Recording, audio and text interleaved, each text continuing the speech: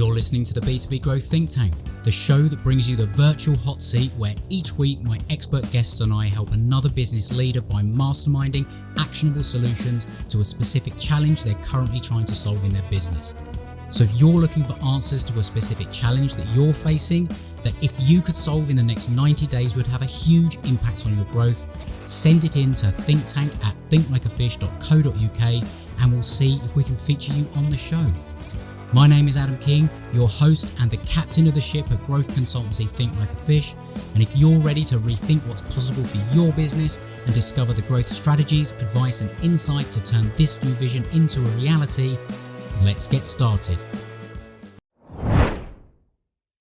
Hey, Adam here. Now, before we dive into today's episode, I wanted to quickly let you know about my Growth Accelerator implementation program. Now, this is ideal for owners or directors of established B2B or professional service firms who want to generate more revenue in less time while lowering marketing costs. And it's especially ideal for those who are sick and tired of the hype and false promises, who instead like the idea of working with a partner that puts skin in the game with you and guarantees results. Now, if that is you, then the Growth Accelerator implementation program could be the perfect solution to setting you on the path to sustainable growth. Because when you partner with me for 90 days, I'll help you implement a simple and scalable business development system that is guaranteed to generate at least $500,000 of new revenue for your business in the next 12 months. And if you like the sound of this, make sure you visit thinklikeafish.co.uk/accelerator and watch the short video that explains how it all works. But before you go and do that, let's get to today's episode. Hello, welcome to the B2B Growth Think Tank.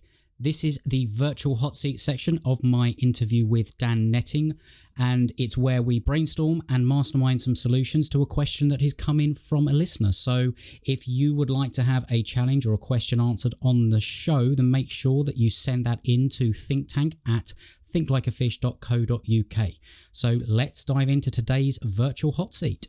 What we're going to do, for those that is the first time of listening to the B2B Growth Think Tank, Dan and I are going to basically have a bit of a brainstorming session to help this person with a challenge that they are facing. So the challenge that this person has sent in, and it's anonymous this time because not everyone leaves their name, but it is, I know how valuable it is to get myself out there and build my influence with content on things, especially like video, but I'm so uncomfortable doing this. What's the most impactful way of doing this and getting myself out there so I don't actually hurt my brand by being so bad? So, I mean, the first thing before I ask on you, I hear from this person, right, is don't be so hard on yourself. First of all, I guarantee you're not as bad as you think. I certainly had the same thing and all the rest of it. And I look back and think of some of the early stuff. It was terrible, but you get better. But why don't you give us what do you think about this? What do you hear in that question? Firstly, I'm so passionate about this stuff, and I can see myself doing something around this in the future because it was crippling for me. Like, I would be so much farther along the path if this wasn't a problem for me, because it was such a problem for such a long time. But the core advice is not the advice that anyone wants, is that you just have to do it. However, yeah, this listening to that, it sounds like the bar is very high for what they expect of themselves for their first attempts. And a mantra that I picked up, this was actually last year, we're in 2021 now, when I started doing lives, which was something else I really, really struggled to start doing, was it's supposed to be bad. And it was just the idea that you're not going to be great out the gate. So I think there's two parts. First is, for me, ditch that perfectionism and just accept it's going to be bad. And second, that because you're worried in terms of like it being bad affecting, it's just not going to make a difference. Something I like to do actually was to look back, like even if you don't want to jump straight in and post a video, start doing recordings of yourself and just watch yourself back, because how you perceive yourself in your head when you're in the middle of it, like, for example, you might fumble a word and you think you look absolutely ridiculous and the world is crumbling down. You watch it back and it's like the tiniest little blip, and it's just nothing. So that's just a little tip from my side. It's funny, isn't it? Yeah, it is. It's interesting because actually, obviously no one will know this, but when we first connected, it was an event, and we kind of had a discussion around this very topic. And one of the big reasons why I wanted to bring you on, and then I saw this, I was like, this is like some kind of like universe putting this sort of thing together, because you were kind of struggling with it, and I was explaining that I was in the process of getting over it, and I had documented my journey around using video and putting myself out there and all the rest of it, back when this was the Client Catching podcast. And I didn't even have a picture of myself on my website for such a long time, because I'd always been behind the curtain, and it was crippling. But you realize that actually one of the most important things you can do to get over this is what we ended up doing. And it's going and meeting other people and having conversations and getting inspiration and seeing what other people are doing, but not looking at the guys that are literally, as you perceive, on top, that have got years and years and years of experience. They've got teams behind them doing this kind of thing. And you're looking at that and going, I can't possibly do that. That's terrible. I'll be, who am I to do it? It's not about the presentation. It's about the information. It's about the value. And it's about, as you've covered here, the transformation. Mm. Yeah. It's really tough, because I know what it's like sitting there. You want that injection of confidence to just go and do it. But that comes after the fact. Yeah. Like, you've just got to push through that horrible feeling that you're probably going to have. Like, let's be real, of doing it and looking at yourself and thinking, oh, this is actually quite cringy. I look terrible, all the rest of it. But it's only by doing that consistently again and again and again that you'll get to the point that you're probably the standard you're looking at or holding for yourself. Rarely, well, in my experience, rarely do you get people that come out the gate like that. Mm. And it's all just about doing it. And I think it's very much a mindset thing. It really is. And that's kind of why I asked the question at the beginning around, has riding motorbikes prepared you for business and all the rest of it? And I talk about the snowboarding side of things, because you would think logically it would make sense that if you can go and ride a motorbike and crash at 108 miles an hour, you can get on a camera and talk. It is a totally different thing. And there's not to beat yourself up about it. First of all, like, it's natural. Everyone feels a bit nervous because we feel like we are being judged. There's a psychological principle that's in there of, if we're judged and seen to be unhelpful to the tribe, we kicked out, we starve, we die, that kind of thing. It is a real thing. The only thing that really you can do to get past it is exposure.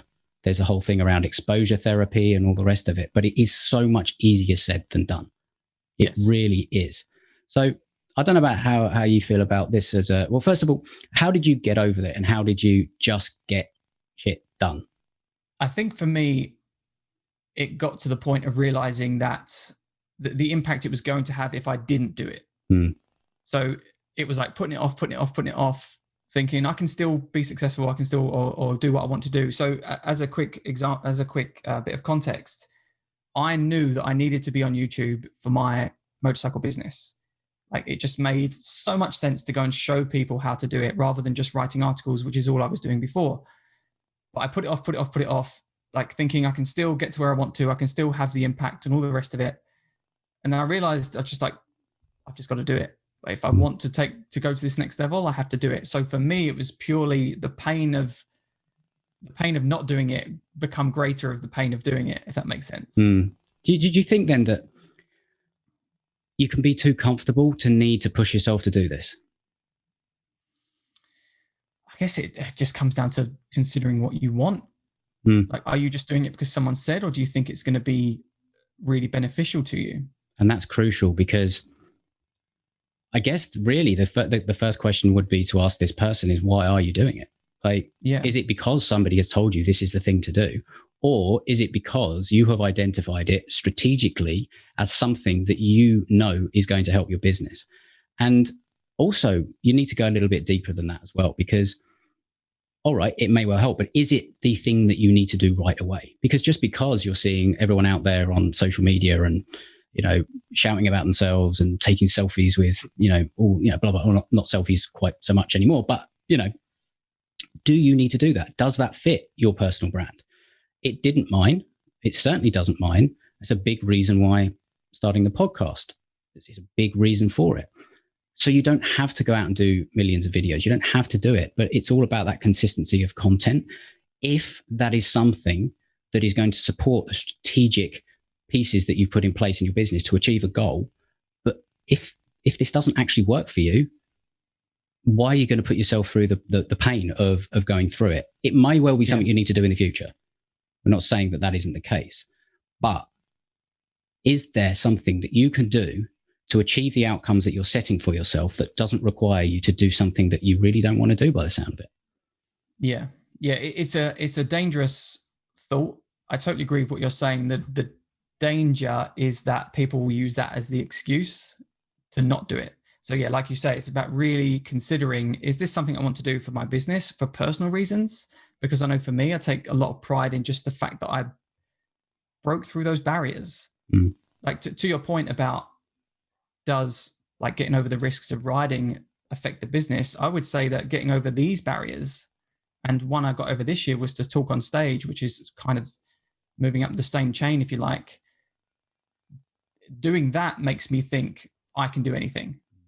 So you might be thinking on a personal level, yes, this is something I really want to do. But yeah, generally I would say, really consider if this is something you want to do, like that is something you have to pursue. And I guess from a practical standpoint of, okay, what would be some of the first steps to doing this? What would you say to someone? What would be the first things that you would do? So yes, I don't know if I'm the best one to ask it because I kind of jumped in the deep end, but well, maybe that's the best thing to do. Literally rip off the Band-Aid. It could very well be, yeah. I mean, it's certainly like ripping the Band-Aid off kind of thing. But again, I found comfort in watching myself back. This was after I posted the video, I should say.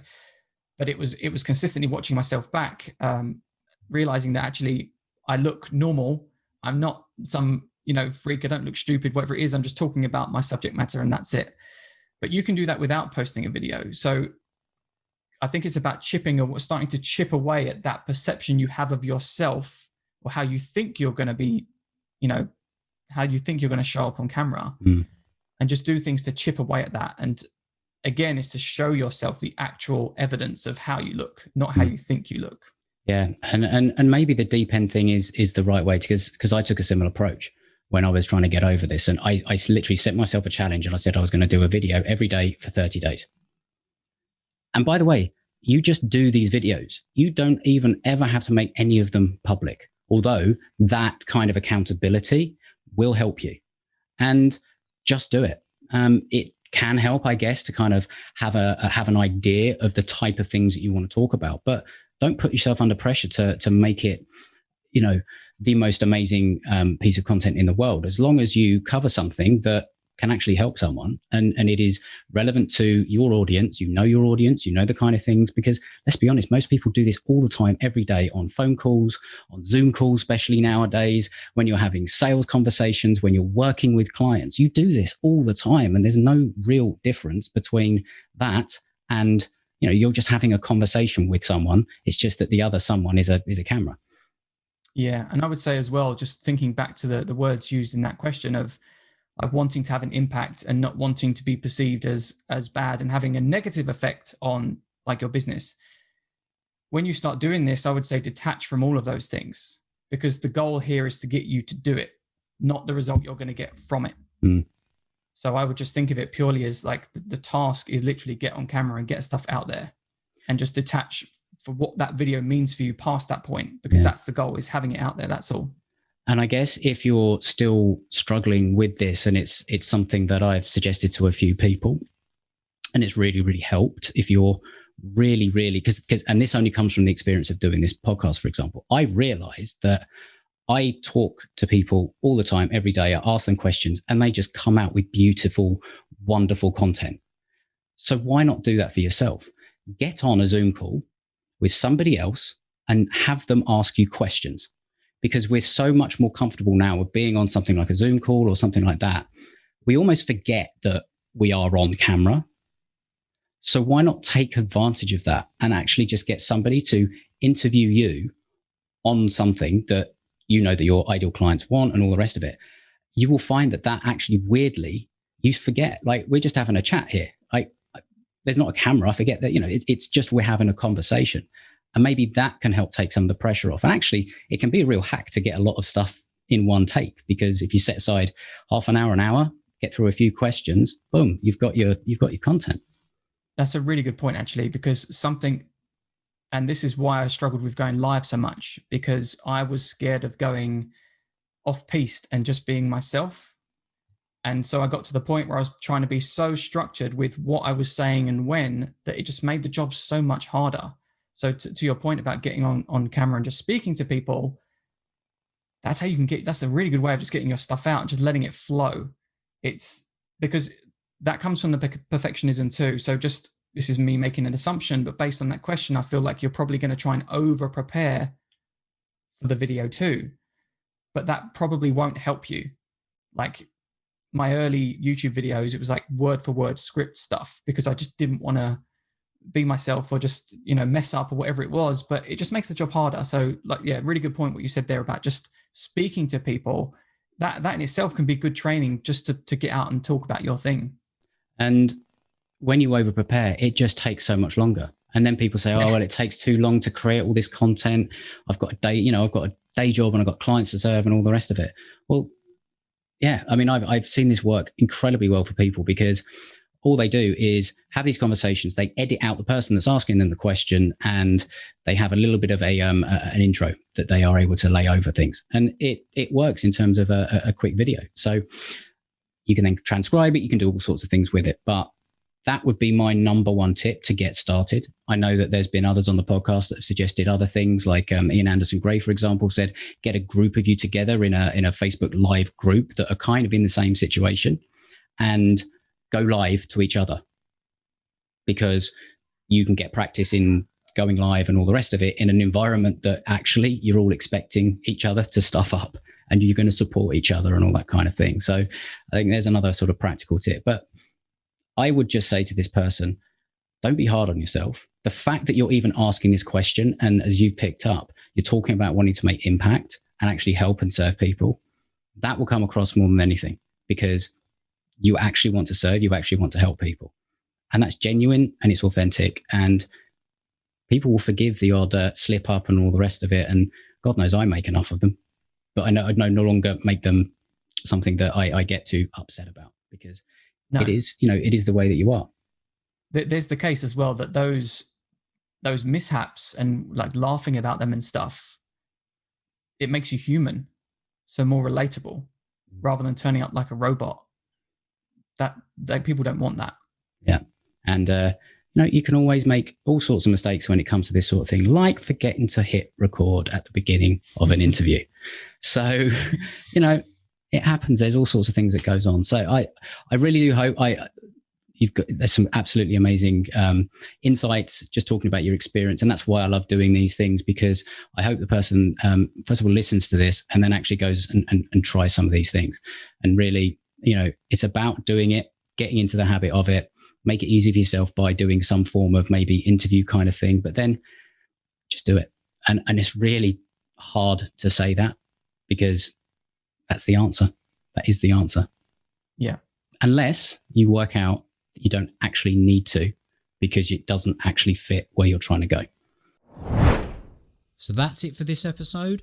I hope you found it valuable. I hope you got some great ideas that you can take away and apply to your business to help you grow. If you did, please share it with somebody else that might also find this valuable, because they will thank you for it. Also, to let you know that I have a podcast gift page where I put a lot of resources that I love to share with my listeners. You can find the links to join the Facebook community there, and you can get my book, The Conversational Relationship Marketing, and the audiobook version, all for free, plus a number of other resources I'll be adding over time on that page. So make sure you head there to thinklikeafish.co.uk/podcast gift, and you can help yourself to the things that make most sense to you. And if you have enjoyed the show, please make sure you're subscribed. You'll get updated as the new episodes come out. And finally, last favor, please consider giving the show your honest rating and review on Apple Podcasts. I read every single one. They mean the world from me. I love hearing from my listeners, and it does help others find the show as well. So if you want to go and do that, I'd really appreciate it. But until next time, have an awesome day, and we'll speak soon.